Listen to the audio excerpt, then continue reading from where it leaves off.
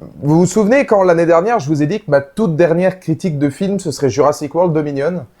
Vous vous souvenez aussi quand je vous ai dit que j'étais ressorti avec les larmes aux yeux de Jurassic World Dominion? C'était parce que c'était mauvais. Hein. Ah oui, c'était vraiment pas bien. Alors que là, si je vous dis que Les Gardiens de la Galaxie Volume 3 est ma toute dernière critique ever, et qu'en plus j'ai eu les larmes aux yeux pendant quasiment tout le long métrage, eh ben c'est vrai. Et c'était parce que c'était vraiment très bien.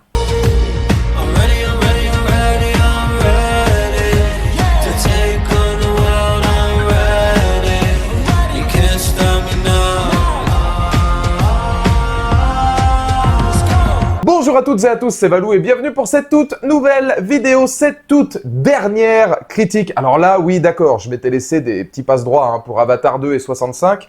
C'était encore un film brillant, ce truc-là. Mais cette fois, c'est bien la fin, la toute dernière critique de la chaîne pour ma dernière année. Je me devais de conclure par Les Gardiens de la Galaxie Volume 3 de James Gunn. Vous connaissez évidemment le casting, j'en passe aider Will Poulter cette fois qui arrive dans le rôle d'Adam Warlock et... c'est un film, si vous me connaissez, effectivement, vous savez que je suis hyper empathique des Gardiens de la Galaxie. Vous savez que j'ai une affection et une tendresse immense pour ces personnages, ces espèces d'outsiders, voilà, de losers magnifiques qui se retrouvent tous ensemble. J'ai vraiment énormément d'affect pour cette trilogie, pour cette série de longs métrages avec laquelle j'ai énormément grandi. Le premier, je l'ai découvert, j'étais aux États-Unis, donc il y a le côté affectif en plus qui revient en 2014. Mais c'est vrai que j'avais trouvé que c'était un ovni dans le genre, que James Gunn apportait une patte extraordinaire qu'on n'avait jamais vue dans le MCU. Je suis un fervent défenseur des Gardiens de la Galaxie Volume 2, puisque que ce soit dans le traitement musical, narratif de Star-Lord, de l'amour, du rapport au père, notamment avec Kurt Russell, je trouvais que c'était très intéressant. Et puis par la suite, évidemment, ils ont eu une part hyper importante dans les derniers Avengers, notamment Avengers Infinity War, mais même Endgame avec la présence de Rocket notamment. J'en passe et des Holiday Special que j'ai énormément apprécié aussi dans sa poésie avec Kevin Bacon, avec le rapport entre Mantis et Star-Lord, frère et sœur. C'est vraiment une saga plus qu'une trilogie, parce que c'est une trilogie officielle, mais techniquement avec le Holiday Special et les Avengers, voire même Thor Love and Thunder, où je suis l'un des rares défenseurs déjà globalement de Thor Love and Thunder, mais je trouvais que le rapprochement idéologique, poétique et romantique, un petit peu déprimé de Star-Lord et Thor fonctionnait à merveille. C'est vrai que dans toute cette saga où les Gardiens de la Galaxie ont gravité, j'étais un des plus grands fans de ce qu'a réussi à transmettre James Gunn dans sa réalisation, dans sa mise en scène, dans son côté hyper décalé, hyper borderline, qui n'hésite pas à bouleverser les codes et qui a vraiment une éthique, une identité à part entière qui fait grandement défaut au MCU d'ailleurs aujourd'hui, parce que c'est vrai qu'on a l'impression d'être dans un moule où tout plus ou moins se ressemble. On a quelques tentatives de temps en temps qui sortent du lot, Werewolf by Night, on peut penser aux Éternels. Voilà, c'est vrai qu'il y a des bribes actuellement dans le MCU qui méritent, je pense, quand même d'être regardées, mais globalement, on est toujours plus ou moins dans la même forme. Et James Gunn, lui, était arrivé avec quelque chose de différent, quelque chose de nouveau. Il a pris ces losers magnifiques pour en faire une identité absolue. Et qu'est-ce que j'avais hâte d'arriver à cette conclusion, à quelque chose effectivement que James Gunn voulait comme son tout dernier Marvel, sa toute dernière prestation, avant d'aller du côté de chez DC Comics, la dernière fois qu'on aurait ces Gardiens de la Galaxie tels qu'on les a connus via cette identité-là. Il y a même beaucoup de gens qui pensaient peut-être que James Gunn allait pas brader volontairement son film, mais faire plusieurs pieds de nez bien particuliers à Marvel, histoire de dire, bon allez, maintenant je me barre chez DC, donc vous inquiétez pas, je vais faire un truc borderline complet, histoire de me barrer avec les honneurs. Et on y pensera d'ailleurs que, ça c'est une petite anecdote, je sais pas si vous l'avez, James Gunn a dû lutter contre Kevin Feige, qui est le haut dirigeant de Marvel, pour pouvoir mettre le mot fuck. Alors je l'ai pour l'instant vu qu'en VF, j'essaierai de retourner le voir en VO, mais apparemment, ça y est, pour la première fois de l'univers Marvel, on a le mot fuck dans le film des Gardiens de la Galaxie Volume 3, ce qui était à l'encontre totale de ce que voulait Kevin Feige, mais c'est James Gunn qui a dit non mais je le mets, de toute façon c'est mon dernier film, laisse tomber, je vais le mettre, et il a dû gérer ça justement pour rester en PJ-13 pour que l'intégralité des familles puissent justement aller le voir, donc c'est vraiment quand même très carré, mais il a essayé d'en faire un petit peu quand même qu'à sa tête.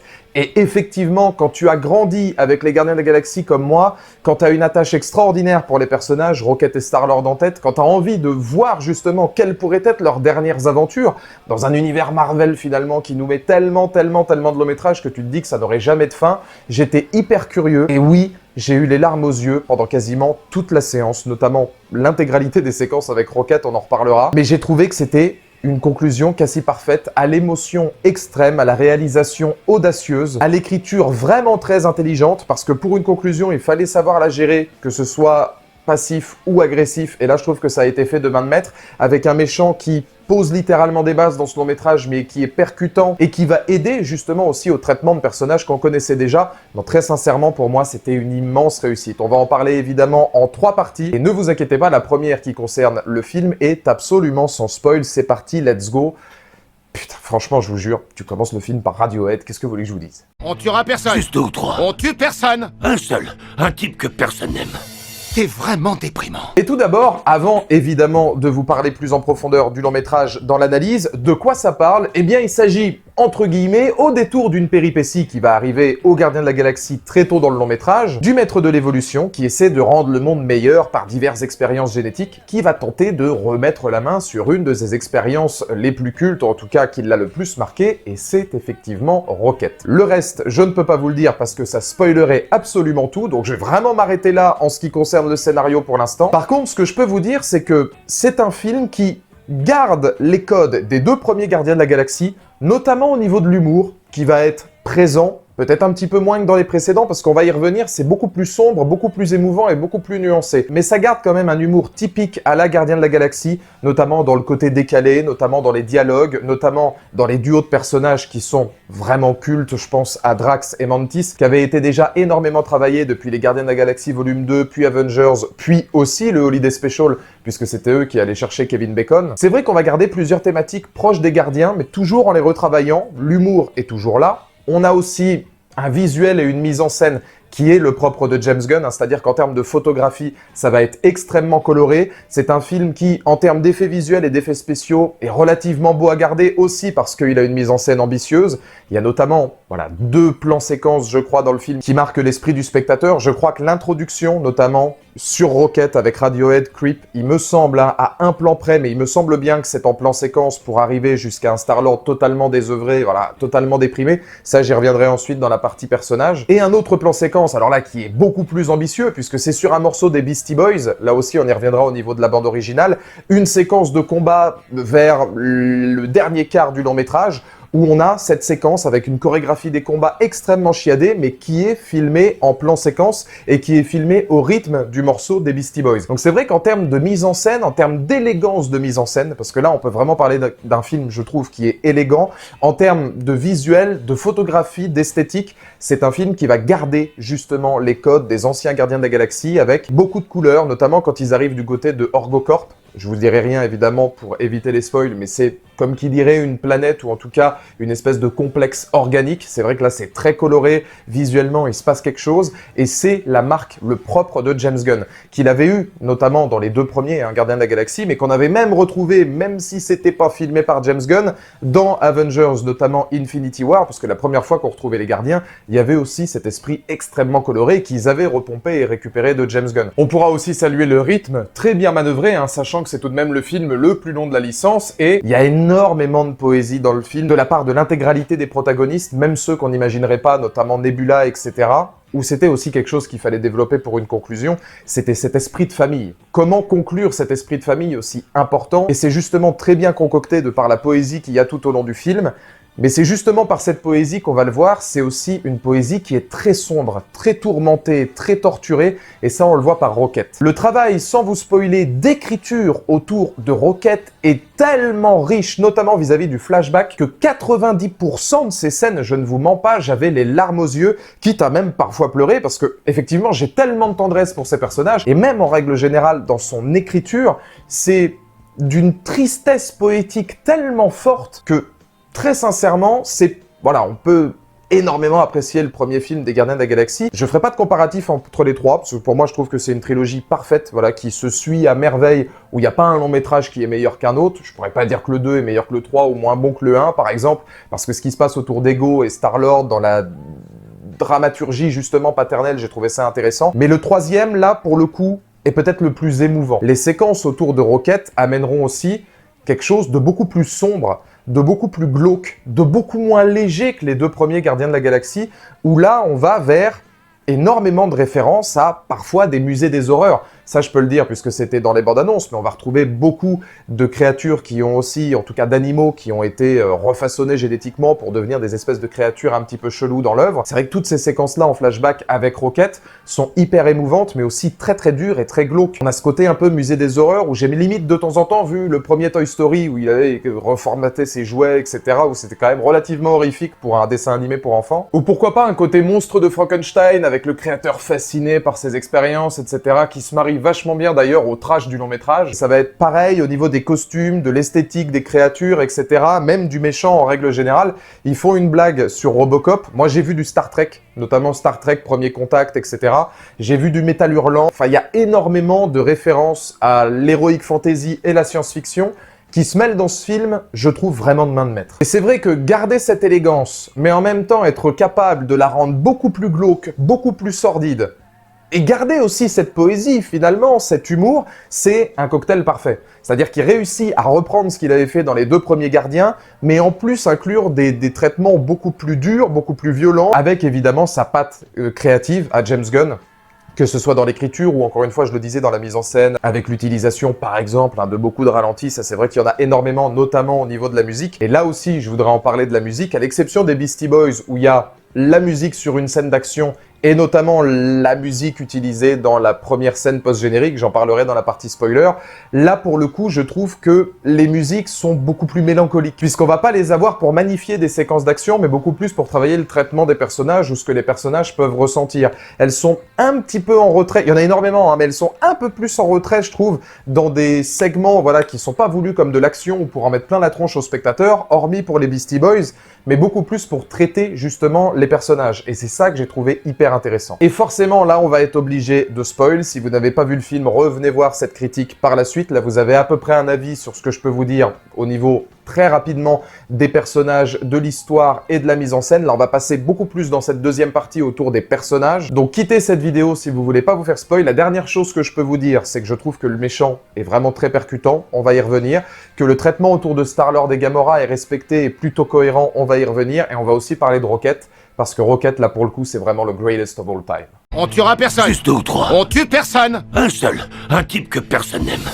T'es vraiment déprimant. Comme je le disais, et là pour le coup on va spoiler, au niveau des personnages, l'important c'était de gérer la conclusion. Je trouve qu'ils ont tous une conclusion parfaitement cohérente avec le traitement des personnages tel qu'on pouvait l'imaginer avant d'aller voir le film. Gamora, même si de temps en temps ils disent qu'elle se souvient de rien, etc., ce que je trouve un peu incohérent, puisque techniquement c'est pas vraiment la même Gamora, elle le dit elle-même dans le film. La Gamora qu'on a connue nous, c'était une Gamora alternative, puisque celle-là pour le coup, bon bah elle a pas connu les Gardiens de la Galaxie, etc. C'est vrai que ça peut amener 2 ou 3 dialogues incohérents, et je trouve peut-être par moments 2-3 discours un peu trop portés sur le cœur, larmoyant de Star-Lord, etc. dans la première partie du métrage. Maintenant derrière, le fait que Star-Lord et Gamora ne se remettent pas ensemble, c'est logique. Tu ne peux pas forcer quelqu'un parce que tu lui dis qu'à un moment donné, vous vous êtes aimé dans une autre vie. Tu peux pas la forcer à retomber amoureuse. On voit qu'elle pourrait retrouver des sentiments, mais qu'elle reparte du côté des Ravageurs, je trouve que c'est une bonne idée. Conclusion logique et intéressante, surtout que le film n'oublie pas de bien travailler leur retrouvailles, ce qui était indispensable à l'arc narratif inachevé. Mantis qui veut s'isoler parce qu'elle a envie justement d'être libre, c'est quelque chose que je comprends tout à fait aussi. Star-Lord qui part sur Terre pour travailler de lui-même. D'ailleurs, on le voit dans la deuxième scène post-générique, le légendaire Star-Lord reviendra, on y parlera dans la troisième partie de la vidéo. Ça paraît logique aussi, puisque là, le film est vraiment exclusivement ou presque centré autour de Rocket. Il y a une phrase magnifique que dit Layla d'ailleurs, qui est « Tu étais le cœur de cette histoire, mais tu ne le savais pas encore » ou quelque chose du style. Enfin, c'est vraiment ça. Rocket qui reprend les Gardiens de la Galaxie, ça c'était limite vraiment quelque chose que je pouvais imaginer, que j'avais même potentiellement eu comme théorie que je pouvais voir au niveau de l'œuvre, avec la participation aussi d'Adam Warlock, etc. Moi, je trouve que cette conclusion, elle est vraiment bien. Elle est douce, il n'y a pas de victime, il n'y a pas de mort, on pourrait peut-être gueuler au manque d'ambition du film parce qu'il n'y a pas de victime, etc. Moi, je trouve que c'est pas nécessaire, puisque le film est déjà très émouvant et très dur en soi pendant l'intégralité du long-métrage. Là, pour le coup, ils sont partis sur quelque chose de beaucoup plus doux que amer, mais où il y a quand même cette fin, avec cette conclusion de ce groupe-là, tel qu'on l'imagine, avec la conclusion de James Gunn, et où on mise encore une fois sur ce côté vraiment sombre, avec quelque chose de radicalement différent. Le personnage de Peter Quill, par exemple, Star-Lord, qui était le loser magnifique des 2 premiers Gardiens de la Galaxie, beaucoup plus magnifique même que loser, parce que ça devient un anti-héros pour devenir ensuite un héros. Là, il est beaucoup plus loser, là, il est beaucoup plus dans de la dramaturgie de dépression, on le sent vraiment pas bien. Rocket, c'est la même chose. Il est beaucoup plus dans le suggéré, puisque Rocket, pendant les 3/4 du long métrage, ça va être des flashbacks, mais c'est très intelligent de le mettre en scène comme ça, parce que l'absence-présence, finalement, l'absence de Rocket pendant le long métrage est compensée par sa présence dans les flashbacks. Donc il y a une idéologie qui est quand même hyper intéressante là-dessus. On pourrait potentiellement se poser des questions sur Adam Warlock. Oui, parce qu'effectivement, c'est un guignol terminé dans le film. C'est vrai que globalement, à part sa première séquence où on le voit vraiment comme quelqu'un de fort, tout le reste c'est que du running gag. Oui, effectivement, ceux qui ont lu les comics, etc. et qui sont très attachés au personnage fort d'Adam Warlock, tel qu'on avait pu le voir aussi, même sans avoir lu les comics, dans le jeu vidéo des Gardiens de la Galaxie qui était sorti récemment, ah bah ça n'a rien à voir. Alors là, clairement, c'est vrai qu'on n'est pas du tout sur la même entité. Le fait est que on est sur un personnage qui est décrit justement comme quelqu'un qui n'a pas encore terminé de devenir l'être qu'il est censé être, qui a été retiré de sa cuve trop tôt, etc. et qui n'est qu'un enfant. Si on continue à le travailler par la suite, peut-être pourquoi pas si les gardiens reviennent avec la version de Rocket. Là, dans ce cas-là, faudra voir un petit peu l'évolution d'Adam Warlock.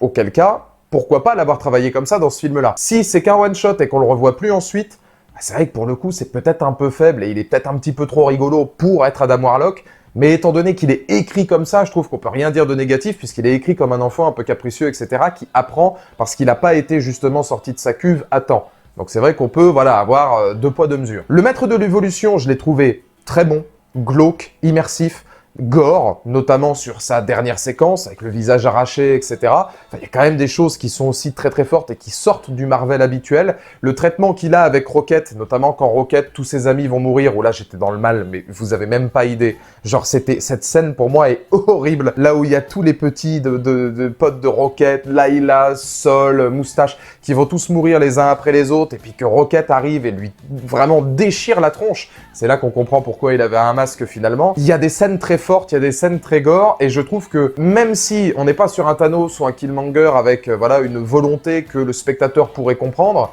là on est beaucoup plus sur de la génétique glauque et violente, et j'ai trouvé que c'était vachement bien dans le procédé justement de vouloir travailler le personnage de Rocket. Donc avoir un nouvel antagoniste qui va, par son prisme, aider les personnages qui étaient déjà installés au préalable, pour moi, c'est réussi. Alors après, tu pourras te poser certaines questions, mais ça devenait même pour moi du Holiday Special. Quid, par exemple, de Cosmo, alors qu'elle est là pour faire 2-3 blagues et utiliser sa télékinésie, ça d'accord, mais c'est vrai que ça a manqué quand même d'une introduction, mais ça, c'est même pas la faute des Gardiens Volume 3, c'est plutôt la faute du Holiday Special. Il est là, il est à Nowhere, on l'a retrouvé, on sait pas trop comment. Bon, voilà, ça fait partie des petits ta gueule, c'est magique, des petites facilités narratives, il y en a une ou deux dans le long métrage, mais rien de particulièrement violent pour moi. C'était vraiment très bon en termes d'écriture de personnages, en termes de jeu d'acteurs aussi. On voit à quel point Dave Bautista s'éclate dans l'humour et à quel point c'est un bon comédien. Star-Lord, un petit peu en retrait, même beaucoup en retrait, mais qui est bon dans ce qu'on lui demande de faire, notamment dans de l'émotion assez dure vis-à-vis de Gamora ou justement de la perte de Rocket. Et puis, le meilleur reste Bradley Cooper, c'est que de la voix, mais Rocket est fabuleux.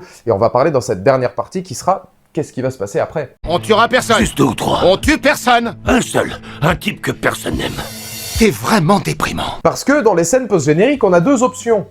Est-ce que pour vous, dans les commentaires ci-dessous, n'hésitez pas à me donner votre point de vue, est-ce que pour vous, on va avoir peut-être une prochaine trilogie avec les nouveaux gardiens, c'est-à-dire Rocket, Groot, Adam Warlock, et puis 2 ou 3 autres personnages qui pourraient graviter autour d'eux, peut-être de temps en temps revoir Drax et Nebula sur Nowhere, et encore je suis même pas sûr, je pense que eux, leur conclusion est faite aussi, Drax qui se retrouve en père, etc., je pense que sa conclusion est faite, Nebula pareil, idem pour Gamora et Mantis, à mes yeux c'est terminé pour leur arc, donc terminé dans le MCU. Je pense qu'il y a deux options, soit on revoit les gardiens tels qu'il y a avec la musique de Come and Get Your Love à la fin, là pareil, là aussi j'ai chialé de ma race, Come and Get Your Love, j'ai chialé ma race. Soit tu retrouves ces gardiens de la galaxie là à la fin, et tu peux repartir sur une nouvelle trilogie, soit, et c'est déjà acté, tu retrouveras Star-Lord, mais dans quel contexte? Dans quel propos? Pour quel but particulier? Est-ce que pour vous, on pourrait avoir les deux, c'est-à-dire les gardiens qui seraient quelque part et Star-Lord qui serait quelque part dans l'univers du MCU? Peut-être pourquoi pas Star-Lord du côté des Avengers? Il est sur Terre maintenant, est-ce qu'il pourrait être un membre officiel des Avengers, lui qui ne l'avait pas été dans Endgame parce qu'il avait été Snap? Ou peut-être dans une série à lui, pourquoi pas comique ou autre, je sais pas, où il découvrirait la Terre d'aujourd'hui par exemple? Ou est-ce que on aura les deux avec les gardiens, peut-être qui referont des apparitions très épisodiques, histoire de dire, dans un prochain Avengers pour aider, Pourquoi pas peut-être si Star-Lord par exemple est dans les guerres contre Kang et se dit ah bah tiens j'ai peut-être des gens qui pourraient venir m'aider et là dans ce cas-là on reverrait les Gardiens de la Galaxie. Est-ce que pour vous on pourrait revoir justement ces protagonistes au niveau des Gardiens puisque Star-Lord oui on sait qu'il va revenir et du coup pour vous n'hésitez pas à me le dire dans les commentaires. Comment reverrait-on Star-Lord? Dans quelle mesure? Et est-ce que ça en vaut le coup, surtout sans James Gunn? Parce que là, comme l'impression qu'il va falloir se brosser pour retrouver des projets aussi quali. En tout cas, n'hésitez pas à me donner votre point de vue. Merci à tous pour ces 7 années de critiques de films. Ça fait chaud au cœur de savoir que vous aurez été là jusqu'à la fin, jusqu'au Gardien. Cette fois, je ne mens pas, c'est bien la dernière critique. D'un autre côté, bon, je préfère terminer là-dessus sur Jurassic World, hein, vous vous doutez bien. Bon, il y avait au moins Chris Pratt sur les deux, mais j'avais un bon film sur deux. C'est déjà pas mal. Putain, qu'est-ce que j'aime James Gunn. Jeune âge, on apprend la consommation. On rend flou la limite entre avoir et être. Bien avant d'en maîtriser la conjugaison, on complique ce que fera voir le maître. Puis quand celui-ci met en place des bases, expande et en démol, pose leur...